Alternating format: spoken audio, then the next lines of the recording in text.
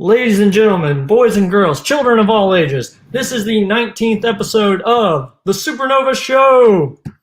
And I am your host, Colton Roberts. Today, we've got some interesting cast members with us. We have the usual Robert Castner, but we've got two Schmoedown pros today. We've got Amaru Moses and Adam Collins. We're going to talk some Schmoedown stuff, some Battlefield, and the Schmoedown Throwdown that is happening. So, and then talk some MCU, and then at the end, we'll talk about the Bad Batch, episode 1 and 2. This is going to be very interesting, but before I say that, I know me and Kevin Smets have been talking. He is going into his final stages of his treatment, and I revealed recently that I had a tumor removed. So if it was not for my wife or Kevin suggesting, hey, go get checked out, you don't know what's going to happen.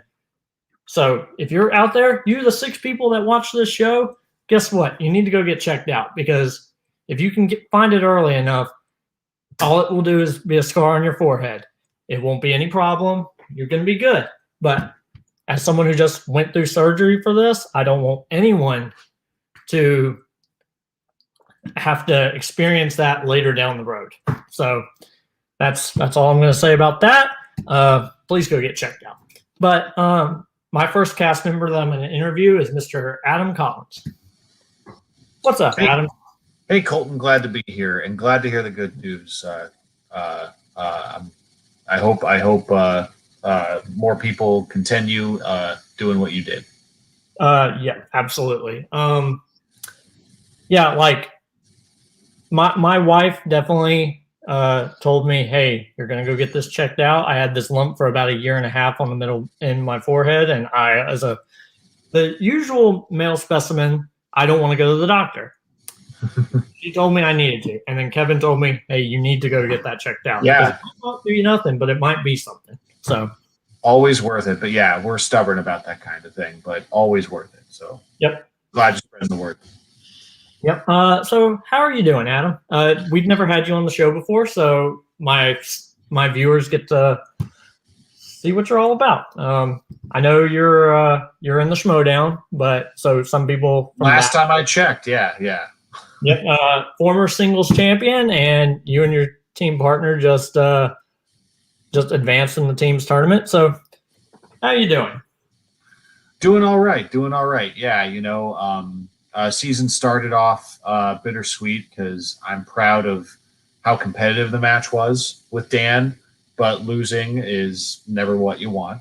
That said, I'm interested to sit back for a little while and watch people kind of fight out for a number 1 contender spot to get to the belt. Right now, my team partner, Marisol McKee, is well on her way to earning that shot. She's got her work cut out for her against Janine, but she's been on a roll, and I'm confident she'll keep it going. So I've been really focused on helping her prepare for her singles matches, and then we've obviously been very involved in preparing for the teams tournament. And yeah, round 1 went our way, but we knew Blackjack was going to be good, and I think everyone saw how tenacious and talented they are as a team. They just would not be knocked out, and on a different day, that match would have been a lot more even, given different categories and whatnot. But I think it shows how good they are, and yeah, it's been an interesting start to the season. And even though it's not worth points, I'm really excited for the upcoming horror match because I get to face Bibiani and Video Drew in an all horror exhibition with Robert Kirkman himself calling the match. So I'm excited about that too. Oh, that's awesome. Yeah. So I know before the show you said that you're out of town a lot. So what's that? What do you, if you don't mind me asking what you do? No problem. Yeah, I've talked about it on other shows, so I'm happy to share it with you. Long story short is I work in the beverage industry, specifically with beer, wine, spirits. My company specializes in mobile canning. So what we do is we bring canning lines to breweries and other places that don't have their own equipment. We package their beverages for them, and then we leave, and it's like we were never there, like, magic elves in the night. But it's a great solution for new businesses, breweries that are startups that don't want to invest in an expensive like canning line and stuff, and it allows us to be cool, like essentially middlemen to connect a lot of companies in the industry. So I'm zipping around New England all the time, which is why so many of my matches are recorded in different places. But that's kind of where the Coyote moniker derives from. In the fan leagues, I went by the Nomad, which was an extension of my career as a kind of a traveler.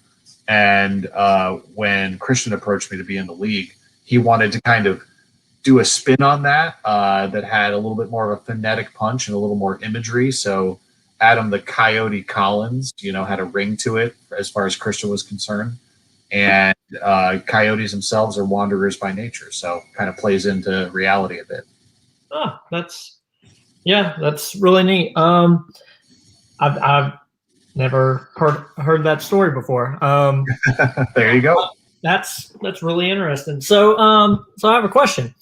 As a person who, like, I may be sober now, but not in my past. So what is your favorite brand of alcoholic beverage? Well, I hope you'll forgive me for having a beer right now. I just got back from a very long business trip this week, and I'm very excited to be home on my couch. So I'm having an Elysian Space Dust IPA.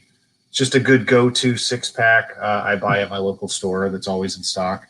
But honestly, I'm a whiskey guy first. So bourbons, scotches, ryes, equal opportunity when it comes to whiskey. I like sipping it nice and slow, savoring it, swishing it around my mouth, really digging into the flavor profile. But like a few go-tos of mine would be Lagavulin Scotch and Bullet Rye. High West Rye is another one I really like. And so, yeah, I just like whiskey, man. Oh, I understand. I am a huge, or previously, I was a huge Johnny Walker Blue Label guy. Mm-hmm. My dad, every time he would come. Hey, I got a bottle right there, actually. Every time he would come home from overseas, he would buy one and we would crack it open and it'd be great. Yeah. And then I love Jameson in a whiskey sour. So. Oh, sure. Absolutely. Yeah, those are good times. But yeah, like. But yeah, I'm always traveling. And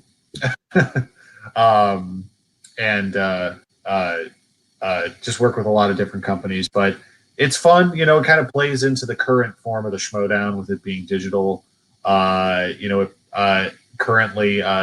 it kind of works to my benefit to be on the road sometimes. And I whenever I'm recording a match at like an Airbnb or a hotel or something, I call it an away match. And I like my batting averages with away matches. Blackjack was an away match, so there you go. All right. Yeah, you guys did amazing in that match. Yeah, both of your round ones was absolutely killer. But yeah, Thanks. I don't think if there's anything else. I'm sure there'll be something I'll come up with during the course of this show to talk to you guys about. But happy to answer questions, but also want to be respectful of the time we have on the show. Yeah, absolutely. I'm going to go ahead and send you to the back and bring out Mr. Amaru Moses. Sounds good. Amaru, what's up, buddy? Jameson is nasty as all hell. But I also am not much of an alcohol drinker, only because of taste, not because of anything else. But if I do, it's Dr. Pepper and coconut rum, because yes, that is actually kind of delicious. Yeah, that does not sound half bad. All of that sounds great. But yeah, so how you been? It's been 4 or 5 weeks since you've been on, I think. It's been a minute. When we record these, it's usually a night where things just happen to pop up, and I'm doing things, and I'm like, I can't get out of it. But the plans I had today got changed, and I was like, okay, cool, I can hop on today. So very good. I am tired. There's 3 weeks left in the school year. It doesn't feel like there's 3 weeks left. The end of the year usually has a feeling to it. And right now, it's not there yet. I'm just ready. I can see the summer. I can see it. It's right there. Oh, trust me, I understand. As someone who has 2 kids running around, I cannot wait for the summer. Like my oldest, he'll turn 12 the day after the semester ends, so that's going to be exciting. And yeah, like I cannot wait to for summer to start. Like it's always fun. But yeah, and I could not believe what it would be like being a teacher, because you guys only started going back to school recently, correct? Yeah. So next week will be the first week ever of 5 days a week in person. We've been, at least where I'm at, we've been 4 days a week and Wednesdays remote. We did that for 3 weeks. And then before that, it was kids were on rotations of 3 rotations of 1 week. That only happened once. And then before that, we had been all virtual. So I think a total of maybe 6-7 weeks in person in school. And then 3 more weeks and we're out of here. Yep. Man, that's crazy. But yeah, I'm trying to think. Yeah, like it's been a very interesting few weeks. I know I kind of sprung it on you guys in the chat that I had surgery. I totally forgot that I had announced it on the show, but you and Anthony were not on the show that week when I decided to announce it. But no, and also kind of let you know that sometimes I'm not watching and I'm sorry, but still, yes, I was like, oh, okay, didn't realize that was going on. I'm very happy that your wife is the boss of the household and you follow her instructions like you should, because it was a very good idea. And anybody who is as stubborn as we can be, please go get checked. Yeah, absolutely. Yeah, I completely agree. It's always a good idea to listen to your wife or any female in your life, because I didn't listen to my mom and my sister for like 1.5 years, and they told me to, and I totally should have. Yes, you should have. Yeah, but they always know what's best, even if you don't want to admit it. But whatever. But yeah, I'm so glad to have you on the show this week. It's going to be really interesting because me and Robert have been talking about MCU for the last few weeks, and I can't wait to get you and Adam's opinion on all of that. And then, speaking of that, how's the new comfy Marvel chair that you're in? Oh, it's amazing. I love it. It is so comfortable. Unfortunately, it does make it where I typically make this show last a lot longer than I normally would have, because I sat in a piece of crap chair that hurt all of me. So I was just like, now I could sit here for hours and we'd be talking about random stuff, and that would be so boring. But hey, content, I guess. But yeah, how's One Gotta Stay going? It's going, man. It's so much easier. It's so much better going to one every other week. Doing a weekly show, as you know, is a lot, especially when you have to gather people around, get 16 people, find it, edit the videos, do all that. But they're always fun. I just got done with last episode was choosing between the works of Michael Keaton, Bruce Willis, Nicolas Cage, or Woody Harrelson. So keeping one of those 4. Okay. So how did that go? So it was, I got pretty even. I think I got about 6 or 7 lists, and I usually pick 5 people on there. That was for me the hardest one I've ever done. Usually when I make a list, I'm pretty positive at who I'm keeping, or who I'm dropping first as number 4. And then maybe 2 or 3 would be a little difficult, or 1 and 2. Sometimes I'm like, which one to do? I put that list together and I was like, I have no clue. As the motorcycle passes, I have no clue who's going where. I don't know who's 1, who's 2, who's 3, who's 4 at all. They all have like 90 plus films. They all have franchises you love. They're all great actors. They all have a period of time where they just did trash movies. And all of that resurrection. So I'm like, who did I pick? I ended up being the only one keeping Bruce Willis, because Fifth Element is one of my favorite movies of all time. Pulp Fiction is one of the best and one of my favorite movies of all time. And I absolutely love the travesty that is Hudson Hawk. I love it to death. Anthony has probably heard that somewhere in the distance and just sighing because he does it. And I just felt like he had the most stuff that I just go back to consistently. And yeah, Keaton was kept a lot, he was my easy number 2. One person kept Woody, which I thought would kind of be the one.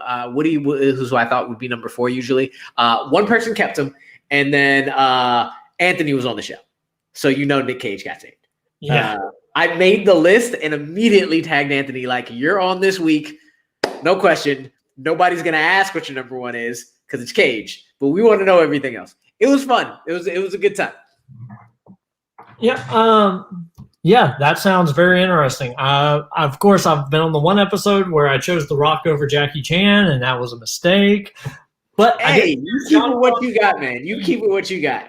Yeah, I didn't choose Jean-Claude Van Damme, so I still think I won somehow. But yeah, those are always fun to do, and of course, I can't wait to do for there to be a subject matter that I'm super passionate about. And then I will totally send in a list. Hey, if you have an idea, send it my way. I did the Arrowverse episode because Malcolm reached out to me. I don't know anything about Arrowverse, but I was like, let me do this. People will know, and it was a fun episode. Monday's episode is going to be Samuel L. Jackson, Morgan Freeman, Lawrence Fishburne, and Forrest Whitaker, which is also my childhood as well. And I'm just like, I have an idea. I think I know what I'm going to do, but I really need to look at their filmographies and everything they've done. Yes. And I'm like, I need to make sure that I make the exact right decision because those 4 together, it's going to make me sad. Going to make me sad. That's so hard. Yeah. So, how about we just make them all number 1? You can't do that. That's not how this works. That's not how any of this works. Not my show. All right. Well, now that you broke my heart and dreams, I'm gonna send you to the back and bring out Mr. Robert Castner. All right. Robert, what's up? I only caught the tail end of that, but the early horse favorite for me would be Samuel L. Jackson, but that's just me. Because of everything he has done and everything he will continue to do. Yeah. Which will be a lot. Yeah. Yeah, that's rough. Very rough. Yeah, I don't know why he does this to people. I don't really want to talk about it that much. But how you been, man?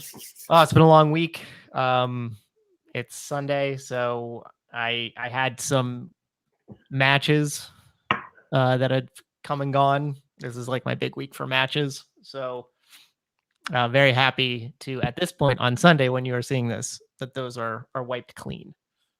Yep. Yeah. In this timeline, it's technically Sunday when this airs. Yep. So that will be loads of fun. Yep. But so yeah, we may have to do some like time traveling in just a little bit and do some predictions for some stuff that comes out this weekend. But we'll see. But yeah, I would prefer to be the Mr. Peabody. Okay. In this scenario, I'm just saying. Oh, I love your handle as your name. That's really funny. Well, that is the case. That is what was determined. So. Yeah. I didn't submit myself to any of that, so I can't say anything. I did. Mine stays the same all the time. Yep. But yeah, you change yours up like every week. And I do. Always funny. I like to be different. Why be the same if I can be different? That's true. That is very true. So how have you been? I know you said big work week. It's been the exact opposite for me because where I had surgery, I've been out since last Thursday. So out of work, which has been loads of fun. But on your day, like, it's so weird that you're like, oh, I'm going to be off. Oh, I have done more this week than I normally ever do because I'm off work. Yep. Yeah, that's I took that day off, which I was not here for last week because I got my second dose of vaccine and I was not feeling very well, even though I had to do some other things because they were on the schedule. And that day was spent on my pull-out couch watching movies. That's what I did. Yeah, I haven't really done much of any of that. Like, mostly just watching a lot of Mickey Mouse Playhouse because my niece I've been babysitting my niece, which, by the way, is loads of fun. But that show is definitely not aimed at a 30-year-old. But that's okay. No, it's aimed at you minus 26. Yep. It's like 92% off of you. That's who it's aimed for. Yep, absolutely. Yeah. But all right. So Robert, thank you so much for coming on the show. I really appreciate it. And I'm gonna bring the other two back so we can talk some Schmoedown stuff. Yay. Let's do it. Hey, what's up, fellas? Hey, we all made it. Yeah. We're all here. All right. So let me pull out my handy dandy electronic device that has what's going on this week.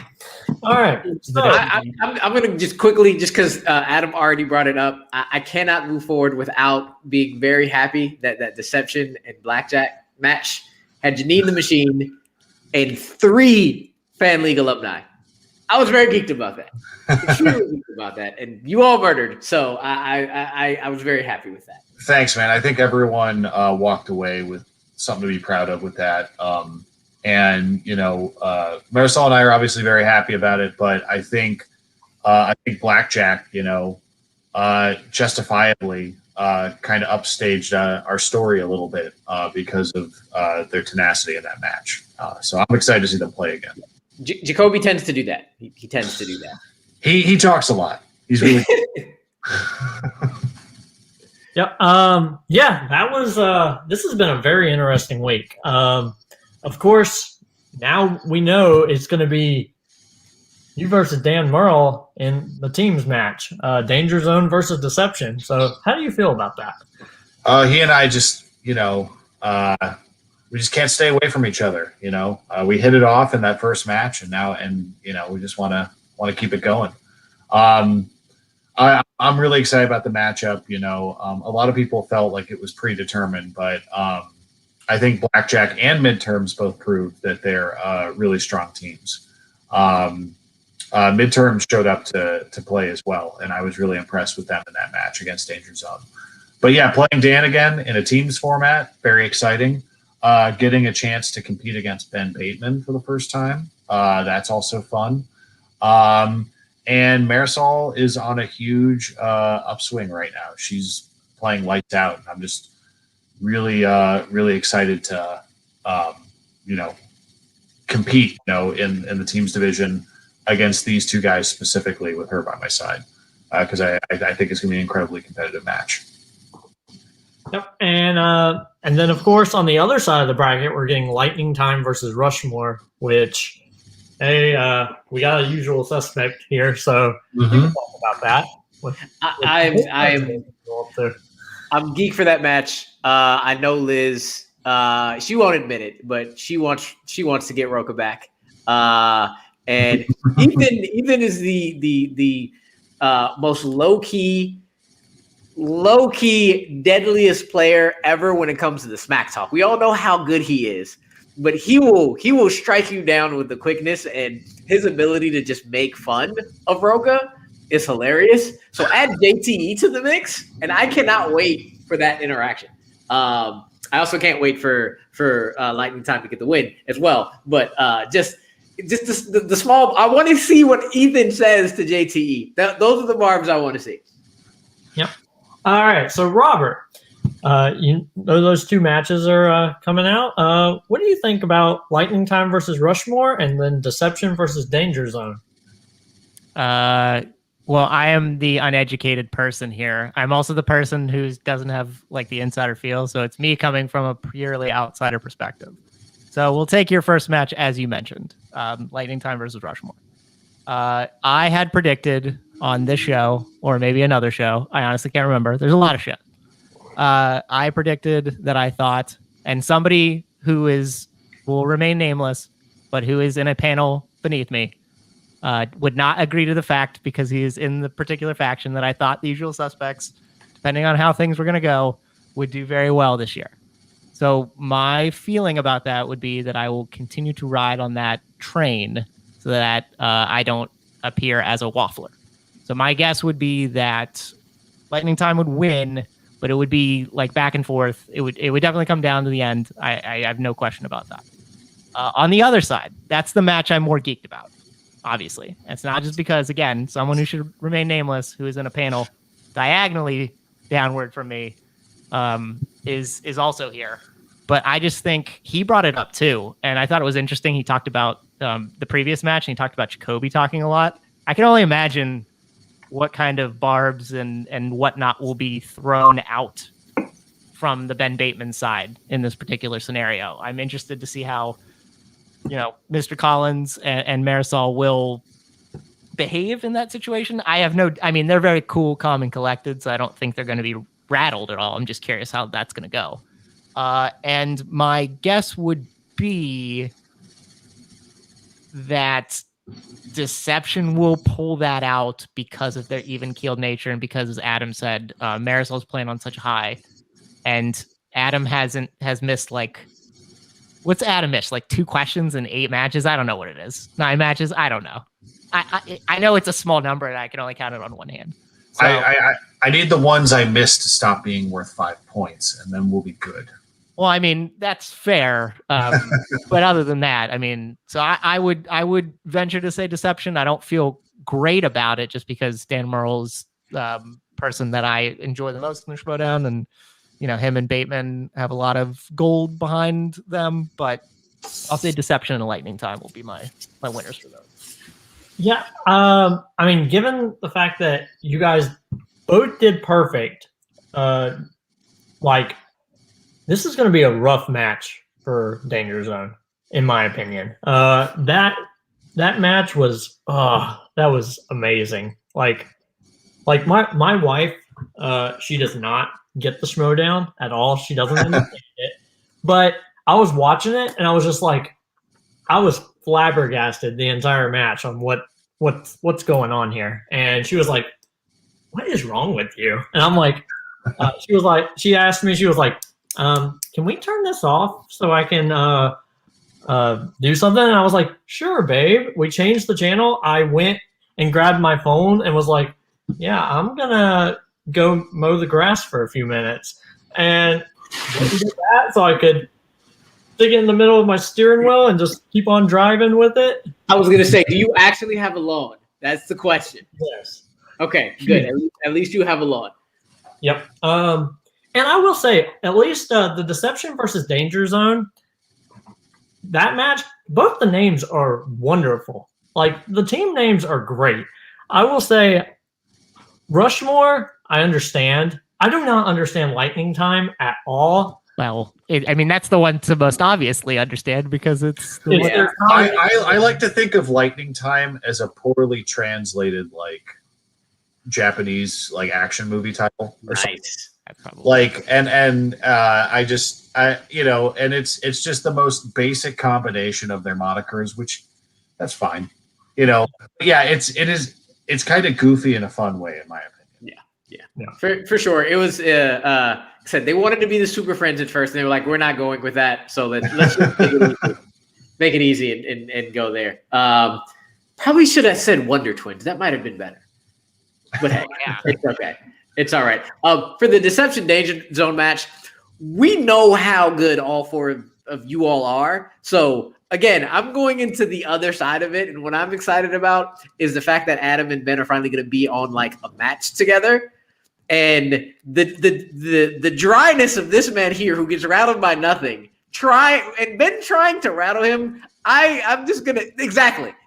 I'm waiting for that face right there, and I'm gonna laugh. I'm gonna laugh my ass off when that happens because it's not gonna work. So yeah, but it's gonna be a close. Trivia wise, it's gonna be a close match. It really is. It's gonna be down to who misses first or who unfortunately misses a 5 or a 3. That's kind of crazy. If anybody does. So. Yep. I agree completely. like, I think for the story point, I want Rushmore to beat Lightning Time because them versus either Deception or Danger Zone will be a great story person. And as a wrestling fan, that's what I watch the Schmoedown for, is the story. Like, I am not good at the trivia, but I watch the story and I love it. Like, I can't play along anymore. Like, I used to be able to play along in IG, I've said, but now they've added all the other categories, and I don't have enough time to watch all of that. I have 2 kids. No, you do not. Nope, I absolutely do not. So I watch it for the story, and Rushmore winning and then going up against Danger Zone or Deception, I think is better for the story. But we need these points, man. Though we need these points. Yeah, I agree, and like that's part of me that wants to defend you and have you guys win. So there's no way, like, that's the only match I'm like super like conflicted on, because of course I like you as a person, so I want your team to win. You know where the bread is buttered. Yeah. Yeah, but storyline wise, I think Rushmore would be more interesting. Like those promos that they do will be great. But all right, so this weekend we have the Schmoedown Throwdown. Peggy Gubbins versus Rick Radis. So what you guys think about all of that fun stuff? I'm excited. I'm excited, but Rick Radis needs to get the hell up out of here. I mean, like, if it's not a suspect match, we're rooting for Peggy all day. Am I the only one who thinks of Razor Ramon every time he shows up? I'm gonna leave it to them because I don't know. I don't understand that reference. I never thought about that. Professor. Yeah. Didn't Razor Ramon like strut around? Well, Honky Tonk Man did too, but yeah, he's kind of a combination of both of those guys with the his strut. facial hair does. I will say that. You get me there. Look, okay. I'm rooting for Peggy, but I got to hand it to Radis in that cutscene. I enjoyed that immensely, but I'm rooting for Peggy. Yeah, I was really proud of how Peggy did in that cutscene because she's always like, look, I don't know what I would do in a cutscene. I don't know about the story, but shape me and mold me and I'll do it. And she delivered on what she needed to deliver there. I was really happy. Her reaction to him was great. Yes. She does good reaction shots. That is for sure. Yeah, I have Peggy as well. Like Fan League 4. You gotta go for it. Peggy is obviously and was obviously not happy with her first match, but she put out the win, so it doesn't matter what happens as long as you get the win. I would say Radis is going to have to play better than he did against Christina if Peggy is on form. And if I don't think Peggy's not going to have 2 bad matches in a row, or at least bad like rounds that bad in a row. So I feel like he's going to have to show a little bit more than he did last time, and hopefully not, or just land on his strength again.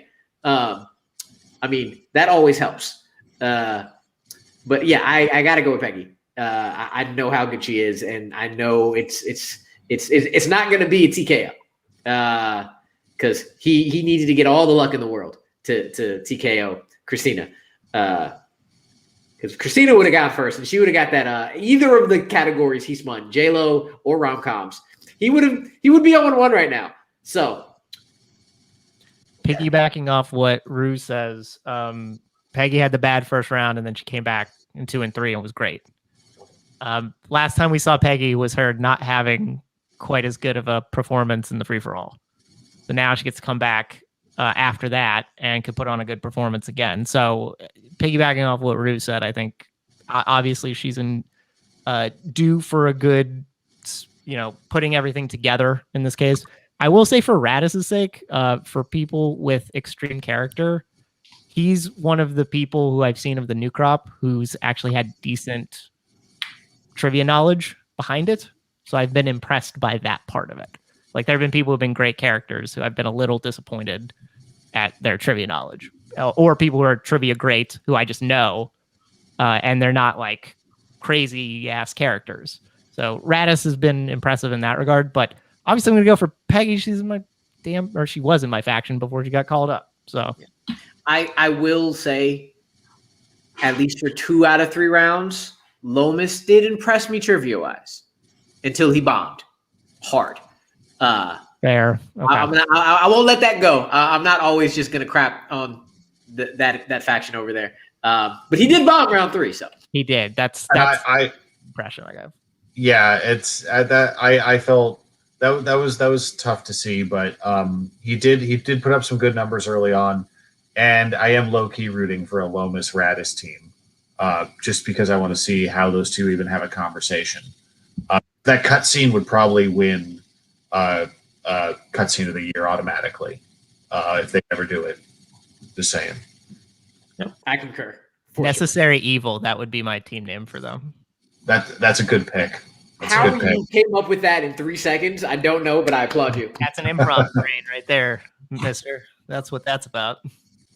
And then, of course, in the main event of the throwdown, it's Andrew DeMolanta, the champion, which is so weird to say, versus Alex Damon, because I'm used to saying that as the champion in the Star Wars match. So, man, I personally, I want Alex to get back his title, but just because I don't know why, but for the story thing, I love him being all like, oh, let's make me sad on all the posters. I love all the story stuff. So for that, there's no bad outcome for me for this match. So you guys have at it. I agree with you. I think sad and angry Alex Damon is much more interesting than Alex Damon on the pedestal for 3 years. And I think it would be very interesting to have a Star Wars title match if he loses this one without him for the first time since 2017, which would be very strange. But at least it would show like a transitioning point, and that would be interesting. So for his character's sake and for interest's sake, I actually want DeMolanta to win. Yeah, I feel for Alex for a few different reasons. But I also agree with Robert's point that Alex is doing some of his best work right now in terms of cutscenes, promos, everything. He's been great on the mic. But he's highly motivated in this match. And the thing I find almost comical about how quickly this match happened is it was obvious that Alex was going to get an automatic rematch because of all his defenses. It's just kind of funny. Like we were just like, all right, let's just get to it. Come on, let's just have this match. Let's let these guys fight because we know it's going to happen. And we just need to know where we go from here. So I'm glad that we're just getting down to brass tacks and letting them fight. Star Wars is about not just being perfect now, but being perfect within certain time limits, even when you know the information. That's what it came down to last time. So I think it's just going to be a matter of who not blinks, but breathes first in the match. And that's exactly why I most likely am going to do the exact same thing I did last time and just wait till the 5-pointers and sudden death. Because, I mean, it's going to go perfect again, most likely. And before the storyline, before Alex has been doing this amazing, the cut scenes of him screaming or crying or whatever, those are perfect. He's doing great, and Nerd Chronic is editing it just beautifully. But even before that, I want DeMolanta to keep it. I like having that same flick. I'm like having Happy Andrew. Happy DeMolanta is also a really good. If it's not even his character, but it's a good to see Happy Drew. And I hope he keeps it as well. Also, again, when it's not against us, I low key root for the Mercs because Coy's that dude. So, all right. So that's all I got to talk about with the Schmoedown. At least for this. So Amaru,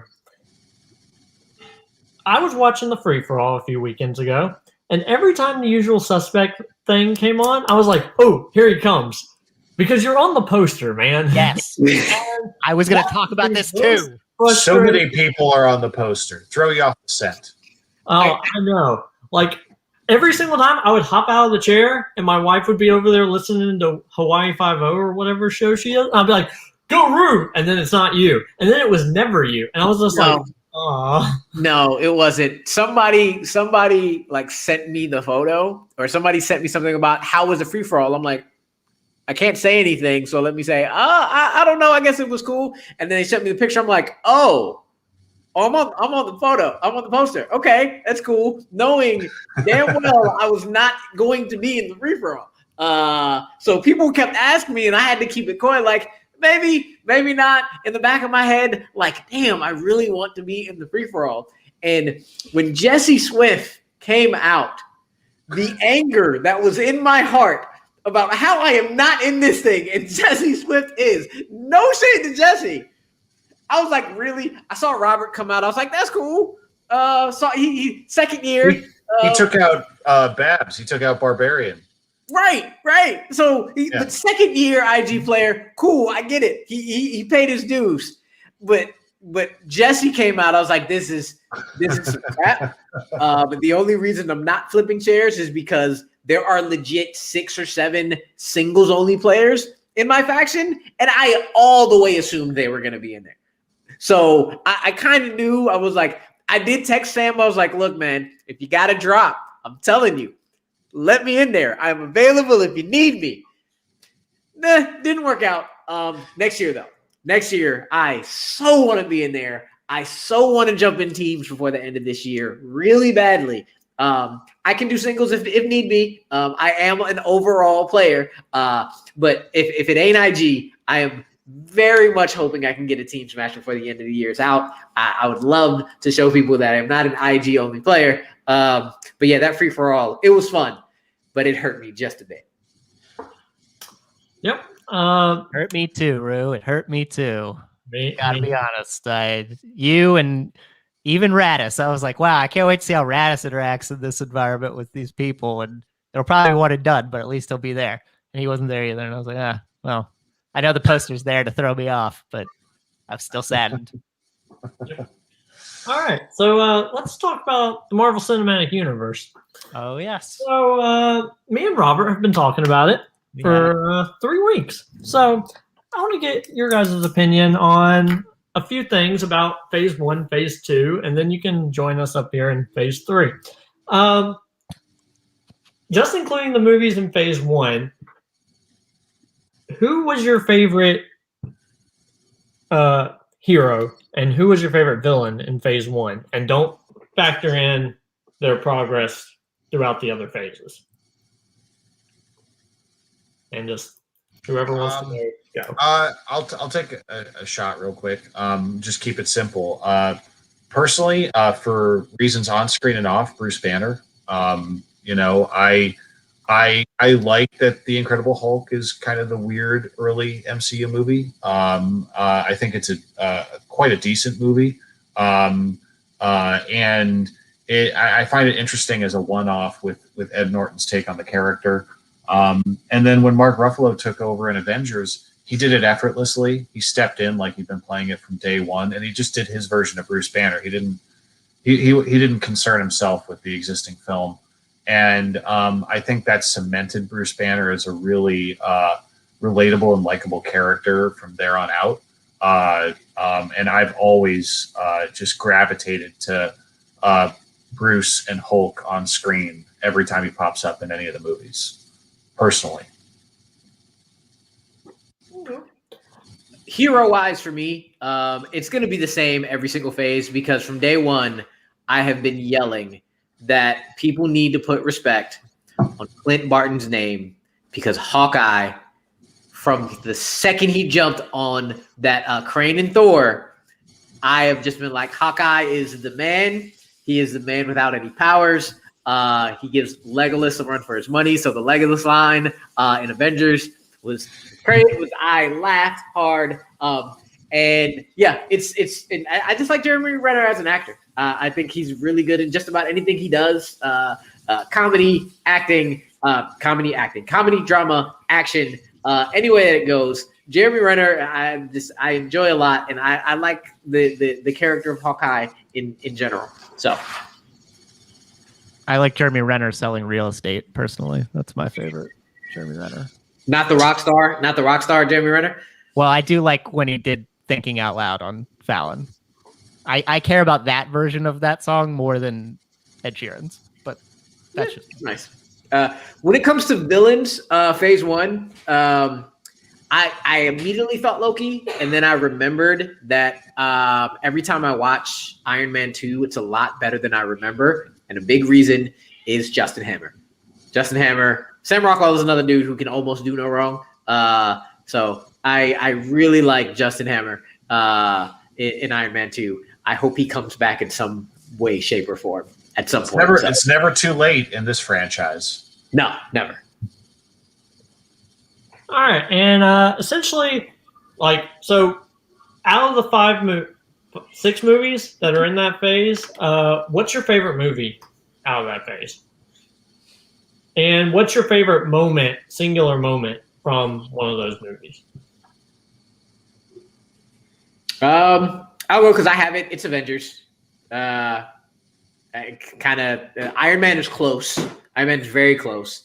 But just being able to see the team up, and when Hulk snatched the soul out of Loki and just tossed him like a rag doll, it's one of the best moments in comic movies. Period. I love it to death. It got such a reaction that I did not hear Puny God. I didn't know what he said in the theater. I had to wait until my next watch to actually hear what he said and then be like, oh, he said Puny God. And I missed it because everybody was yelling in the theater.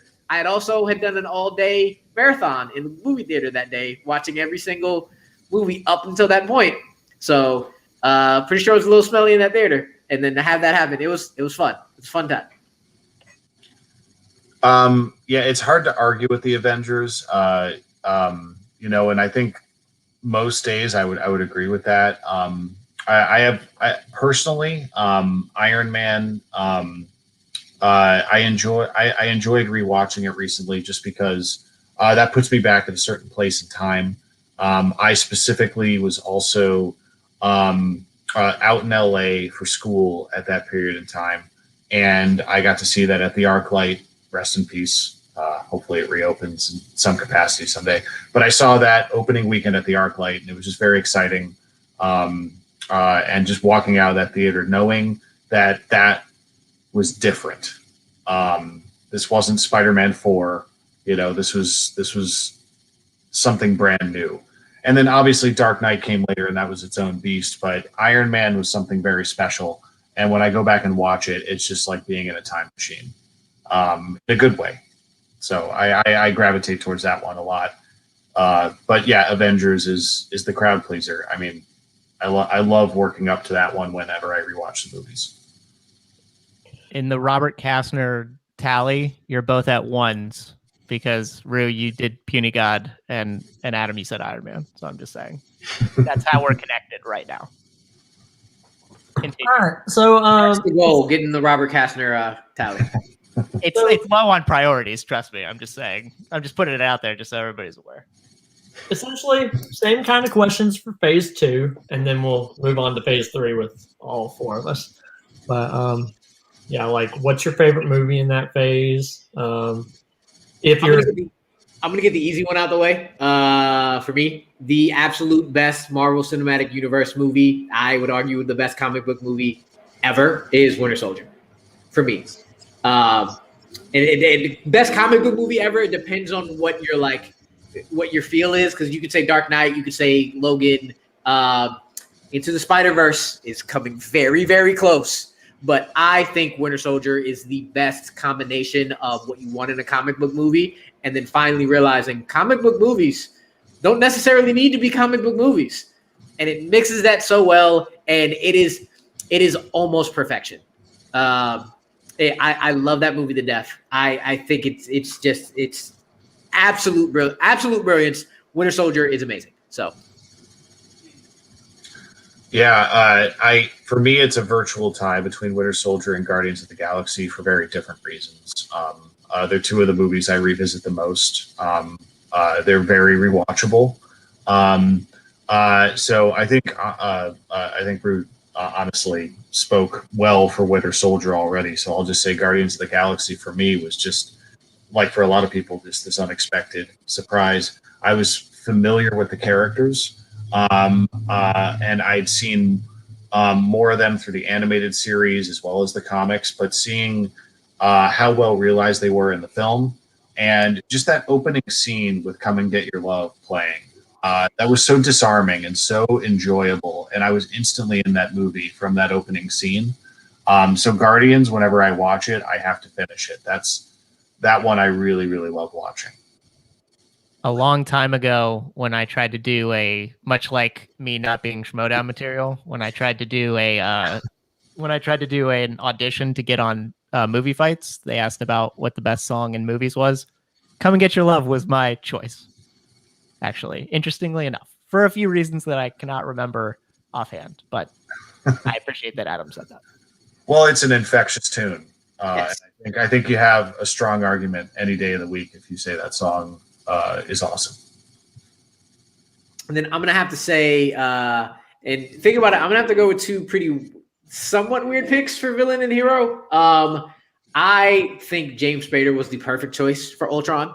And I love his portrayal of Ultron as much as people don't think that movie was great and now think it's great because of WandaVision. I always enjoyed that film. I always thought Age of Ultron was a great addition. Maybe not as good as Avengers, but a good follow-up. And a lot of it was because of Spader. I think he was just the perfect voice. My favorite hero is a man who tells the greatest stories ever and got arrested for stealing 2 smoothie machines, I believe it was. Luis from Ant-Man. He's just perfect. Just absolutely perfect. I'd agree with that. Again, it seems like kind of an obvious choice, but just the reveal of Josh Brolin's Thanos in Guardians was very, very exciting. And just realizing, okay, this is the character we're going to be hanging out with for a while, isn't it? Because you just get that glimpse at the end of the first Avengers. But there's just this compelling nature to his performance, which we see a lot more of, obviously, in the later films. But as soon as I saw his take on Thanos, I was like, I gotta see more. But yeah, Ant-Man after Winter Soldier and Guardians, Ant-Man is my other favorite film from this phase, just because Paul Rudd made a believer out of me, and he felt like an everyman who stumbled into the Avengers, and I loved it. And he's really earned his place in the pack at this point. And as much as I was excited that they were taking a swing on Paul Rudd, older actor, known for comedies, it really paid off, and I think he's really fit in the world at this point. All right, so Phase 3. We decided to split Phase 3 up into 2 parts. From Civil War to Black Panther, and then Infinity War to Far From Home. But since we're kind of limited on time, I know, Adam, you got to leave in just a few minutes. So we're just going to do the entire phase for you guys. So what? Same kind of questions, and of course you can go with whatever. Like, obviously, there's 2 different versions of Thanos. So if you want to specify, or if you just want to combine them all together, go for it. That's you all good. Adam, go ahead. Just favorite things about Phase 3. Yep. Look, I'll cut to the chase, guys. I view Infinity War and Endgame as this amazing space opera from our age. It's unprecedented. People have analyzed it to death, talked it to death. But Endgame, both of them are those are the ones that I can watch and I have a guaranteed emotional reaction. They put me through the full spectrum of things I love about watching big movies. And I just like that, even though we're dealing with like a purple space alien person, Thanos has this way of talking to you like he talks to people like this, like a cult leader almost, like who's like on their level. He's not using jargon. He's leveling with them and he's staring them in the eyes. And he does that to the audience. That's why so many people walked away like from the Infinity War, like, does Thanos have a point? It's like, guys, no, wait, don't hop on the bandwagon. And I just think that's so amazing that he could convey that through performance capture. It blows me away every time I watch those movies. Yeah. Infinity War is number 2 on my list, and behind Winter Soldier. And there were a couple times there where I thought it might creep up, and then I was like, nah, no, not gonna happen. But Infinity War is amazing. Endgame is also amazing, but I like Infinity War just slightly better. I love all of them, but I think the theater experience outside of Portals, because Portals and Endgame is a theater experience that is outside its own. Probably one of the best theater experiences that I've ever had was sitting in the theater and seeing the word Oakland pop up in Black Panther, just leaving the Bay, having lived in the Bay Area for 10 years, and me saying, oh my God, I wish I was in Oakland right now watching Black Panther. But having just that affinity, that entire film, even the Iron Man-esque third act of Black Panther playing Black Panther Prime or whatever, I still enjoy it because they capped it with Bury Me in the Ocean with My Ancestors. Just that film is as much as a movie in itself. People think it's somewhat flawed, somewhat overrated. I don't.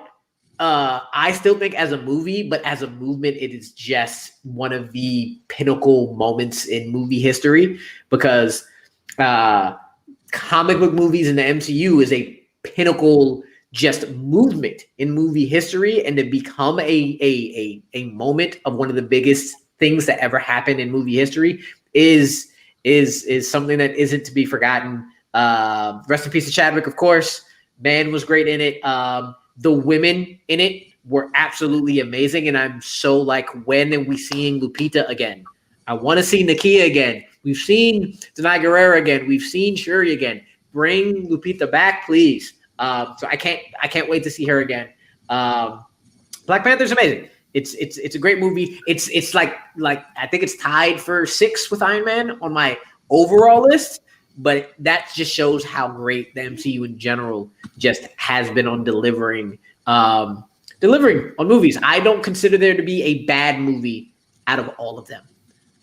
So varying degrees of good to excellent. But I agree with everything Rue just said. All right, so Adam, I know you got to head out in just a minute. So do you have anything you would like to plug on the show? Just keep tuning into my matches on the Schmoedown. That's really all I do in the public space. And come on to shows like this to try and blow off some steam. So it was a great time. I'm sorry I have limited time tonight, but don't be strangers. And Rue, I'll be seeing you around this season.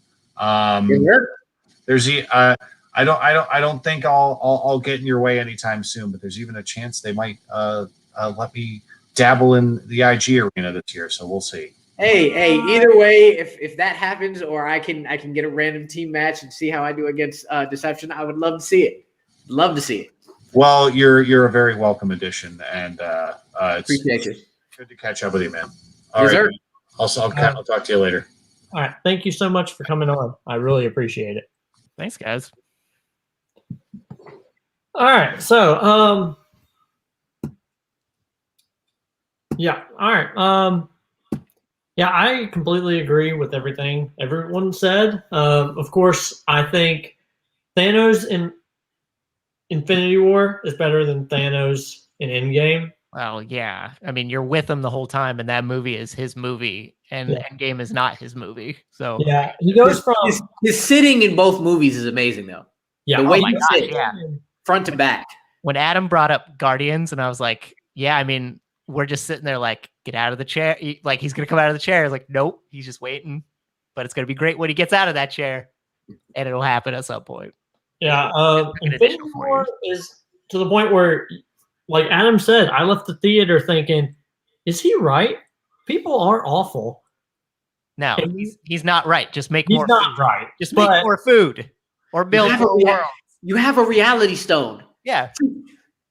Make Well, more food. Or build or like- put people in another dimension where there's more food or something. Yeah, I've always rationalized it as you can't make more food because then the rich and powerful are going to take it. Okay, well then make it new worlds and put people in those worlds. It's fine. Yeah, but There are alternatives, is what I'm saying. well, because like the selfishness that are people, like if you did that, unless you had someone to monitor all the new planets, eventually there will be a high society on that planet too, and then they'll take all the stuff. Okay. You have a mind stone. You can look into people's minds, and you can You're like, oh, you can try to abolish the idea of selfishness if you wanted, or whatever it is that you want to do to try to amend society. So again, no, I think he had other options. yeah. Which I mean, I kind of guess that is kind of what in-game Thanos was like. He's like, I'm just going to kill everyone, and then no one will know that there was a difference. Wow, yeah. So I guess if he took out your free will to be a selfish prick, that's still probably not the best. But you know, I would like to think it's an enlightenment. oh, yeah. Better to work together. I wouldn't say that he's removing your free will. I'm saying there's a noble, altruistic way to fix this. Yep. But yeah, like I told Robert 2 weeks ago, I think Zemo, great villain. Like him and Thanos are the only villains that actually accomplished their goal. Like he broke up the Avengers, and Thanos did in fact wipe out half of the population. But yeah, like so good deal. Ghost kind of got what she wanted. She got fixed. I'm saying there are others. We always forget about Ghost. We always Just a forget little about bit. Ghost. Just a I little just bit. don't want to forget about Ant-Man the Wasp. I know Ant-Man's better, but Well, Ant-Man the Wasp is But light. Still entertaining. Still entertaining. but did she really get fixed? Because wasn't that the point of Scott going into the quantum realm to get energy to heal her, and then he never brought the energy back? So what happened to her? Not fixed entirely, fixed to the point where she wasn't going to die. Yeah. Which is what she was hoping for, you know. So I mean, and I assume that they gave her more particles. So at some point. Anyway. And Rue, I know you got to head out. You got to eat some grub. So Yes, please. I'm hungry now. yeah, I made sure, like my wife made steak, and I was like, ooh, I'm not gonna be able to finish it all. So I decided to, like fat up and just ate it all in 5 minutes. Probably not great for digestion, but I understand. So thank you for coming on the show. Yes, sir. Plug away. To tomorrow, one gotta stay. Still, though, I need to check whether or not I can. I am my copyright strike is gone. I don't remember yet, but it's been on feature presentation for a while. Might be back on Yuri reviews, but one gotta stay tomorrow. Another one that hurts my heart with Sam and Lawrence and Forrest and God, the voice of God at least in Morgan Freeman. So that'll be fun. And yeah, catch me on Schmoedown. Catch me on here when the recording days aren't extremely busy. And all around, I've been hosting Classic for a bit. So if you didn't play Malcolm Classic, sign up for the Classic on Thursday. I actually won't host that one. I got things I need to be doing, but I'll be writing. I've been writing for Classic all year. So Yeah, you just won't catch him in the fourth free for all, even though he's on the poster. No, unfortunately not. Yeah. Anyway, always a good time, fellas. Thank you. Bye, Ru. All right, Robert. So, yep. Yep. So I know you gotta skedaddle in like 25 minutes. So let's try and push into the Bad Batch. Yes. So I don't think we need spoilers. Do you think we need spoiler tags for this? I don't think this is going to be as universally watched as other things. So Okay. no. So what did you think about it? So I'm a bad case point for this because, as I've mentioned a few times here already, I've been preoccupied with other things. So I really had it on in the background, listening to it more so than digesting it and really engaging with it. I like the overall concept. I honestly forgot before starting the first episode what the Bad Batch was about. I had an idea of it because I had totally thrown it from my mind. And then I started watching it. I was like, oh, yeah, that's what this is about. This is about clones who don't prescribe to the programming of Order 66. And that's pretty cool. But that first episode is so long. It's so long. It was so good. Like, it took me like 3 sessions to watch it. Yeah. So I watched it all in one, and honestly, I can't remember a lot of it, but I still enjoyed what they were trying to do. And I like the animation. Obviously, the animation's a lot better from the primary Clone War animation, but you can tell it follows the same scripting and molding of it. Very interesting concept. I like the idea of exploring more of the timing between episode 3 and episode 4. yeah.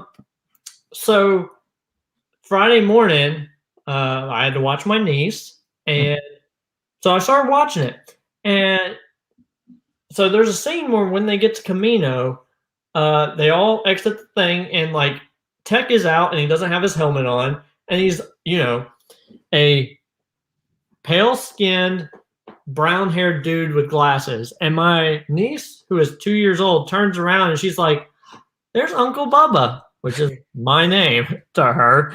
And I was like, "What?" And I looked up and I was like, "Oh, that's Tech." And I was like, "Okay, I can see the resemblance." So she was like, "You on TV?" And I'm like, Not quite, but you're I was close. like, "Sure am, baby girl. I am totally that. Yep. When I'm not watching you, I'm in a galaxy far, far away." And she just was glued in for like 30 minutes before she had to leave. But yeah, and then I really liked the first episode. It was really good. I liked the fact that one of the clones, he wanted to follow Order 66. Like, he got the message and all that. I mean, he essentially got there in the end.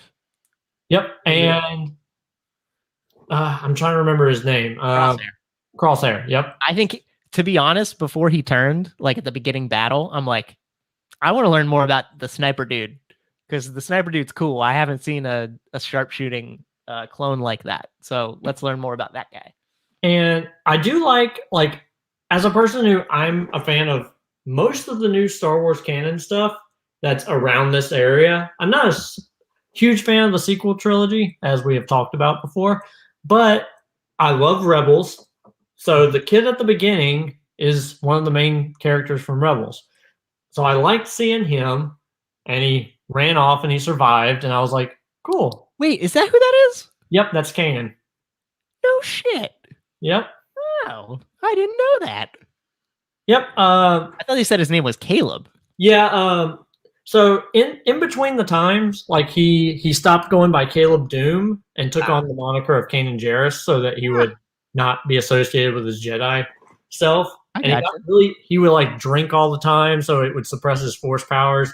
It's an entire thing. Did the drinking make him go blind? No, I'm just kidding. No, that was Sam Witwer. Oh, okay. Yeah, that makes sense. I've only watched an episode or two of Rebels, honestly. Oh, it's Rebels until Mandalorian season 2. Rebels was my favorite Star Wars content ever. Mm-hmm. Like, it is 4 seasons of amazingness, and I've seen a bit of it. I kind of know what it entails. I just haven't like delved into the canon of it very much. Yep. Yeah, like, so I liked seeing that, and in Rebels, he's very distrusting whenever he meets clones, and I'm like, I understand why. Even though these clones, the normal clones are the ones that killed your master. So of course, when you meet them, you're gonna be like, hey, I don't want to talk to you. You did bad things. Even though you shouldn't assume that everyone is the same, that's what he did. But this show is very interesting because I think besides like a few characters, it is the D. Bradley Baker show. It's him talking to himself for an hour. Because he's doing all the clone accents. Yeah. Yep, he does every single clone voice. So it's him talking to himself. Like, unless it's Tarkin or the Kaminoans or The Omega. yeah, no, he's not Omega. Okay. So Curious. yeah, so it's pretty much those four, and then I guess in the second episode, the wife and the kids that he's not. Everyone else he plays, at least in the first 2 episodes. Of course, they may extend that later, but yeah, like that's a very interesting concept of how he makes distinctions between the normal clones who all sound alike and the Bad Batch who are, you know, like when I watched the Bad Batch episodes in the Clone Wars, I wasn't super interested in any of them, but now I'm like, hey, I like all of them, and even what's his face? I am like, yep, that's a good time. I don't remember what any other and Wrecker. Yeah, Wrecker's good, Hunter. Hunter's good, Tech is good. I can Echo. I still, even though you said it a few minutes ago, I can't remember. Crosshair. Yep. Crosshair. But I didn't like any of them in the Bad Batch episodes during the Clone Wars. But now they've you can spend more time and flesh them out, right? So they're better now. Yeah, I mean, I really like. I mean, they're basically treated like outcast Jedi. They're just like the outcast Jedi who survive Order 66. It's just they don't have the religion behind them. They're just straight military, trying to be like. They're like Ronin. That's what they're like. They're like Ronin. They no longer have a master to serve because the master that they did serve is twisted and evil, as Alec Guinness would say. And they have to find their way in the universe. So they're like Ronin. And that's cool. Yep. And yeah, I really liked both episodes. Like, I was surprised how much I liked. I don't know why I should have been, because Dave Filoni does a great job with Dave. If they could make an ambassador of Star Wars, like if that was an official cabinet post that the U.S. could assign, he would definitely be #1 pick for that. And I don't think anybody would be. I guess Jon Favreau would be close, but he's so busy doing other things. And Dave Filoni, that's like his life. Yeah. And every time you ever watch the behind the scenes thing for The Mandalorian, Dave Filoni will mention something very obscure, or will do like a obscure quote, and people will be like, "Oh yeah." And Dave Filoni's like, and people, you're like, you don't know what he's talking about. You're just agreeing because you don't want to look like an idiot. So I really wish he could be the ambassador of Star Wars. Yeah, honestly, I think he should be like the gatekeeper of everything. Should go through him. Probably, yes. It has a negative connotation, gatekeeper. I would like him to be the facilitator. Yeah. The catalyst. Not that Kathleen Kennedy doesn't do a good job, because no. It should definitely not be her. Well, I would say like she's a good person for the corporate side of things. She is a good person to manage the machine. Yep. I just don't think she's great at the story parts. And Filoni is great at that. And like that's a part of some of the stuff that I miss about George leading Lucasfilm, is he was good at both. He managed the business well, and I like the prequels. He in the 70s and 80s, he had the greatest balance of the two. Yeah. And then in the 90s and 2000s, the corporation side started to take over until the point when he actually sold it. That's how I feel about it. I think he was in very good balance, and then the 90s and 2000s hit, and then after that, it came more about corporatization than it did about story. Yeah, and I think some fans definitely bullied him into the fact of him selling it to Disney.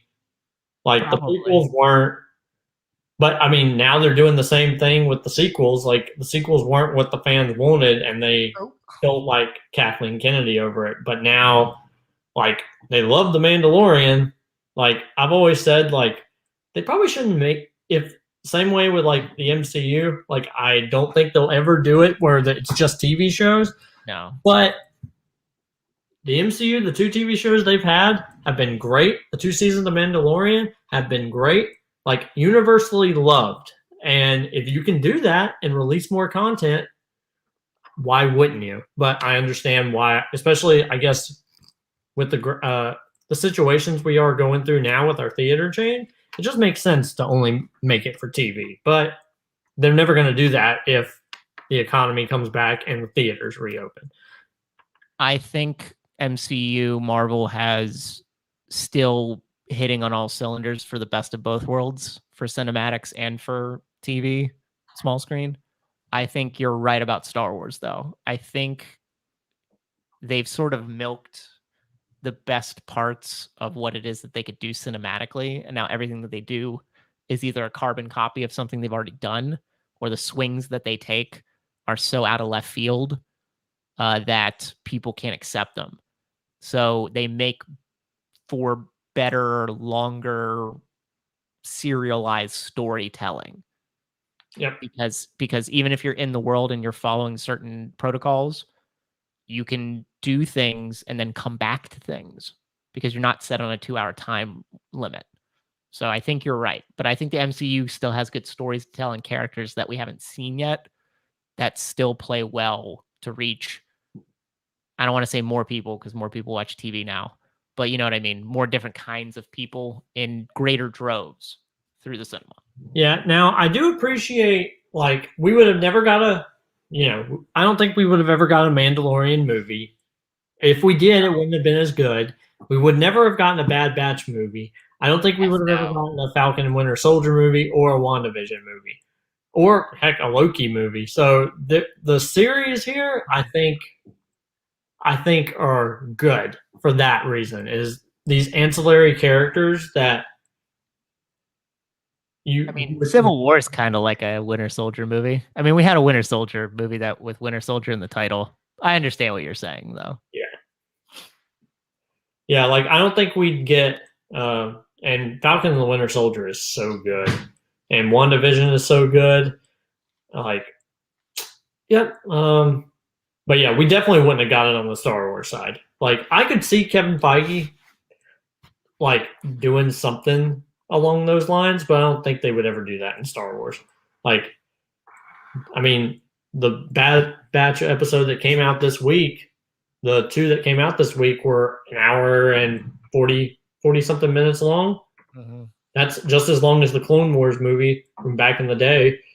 Maybe even longer. I don't remember exactly how long the Clone Wars. It's longer. I think the Clone Wars movie was maybe like an hour and a half, hour 35. Yeah. So, but yeah, we would never have seen a Bad Batch movie that was like this. No. And there's like what 10 more episodes. Oh my gosh, is there that many episodes? Yeah, there's it's going to be 12 episodes, at least in this season. So it will overlap with Loki. Yep, that's the reason why I made a comment in our little group chat that 2 days a week now I'm gonna have to wake up at 5 o'clock in the morning to watch TV starting June 9th because I can't afford to wait until I get home because the internet is the worst. I just stopped looking. Yeah, but as a person who I probably shouldn't check social media as much, but it happens because like I check for this show and do other stuff.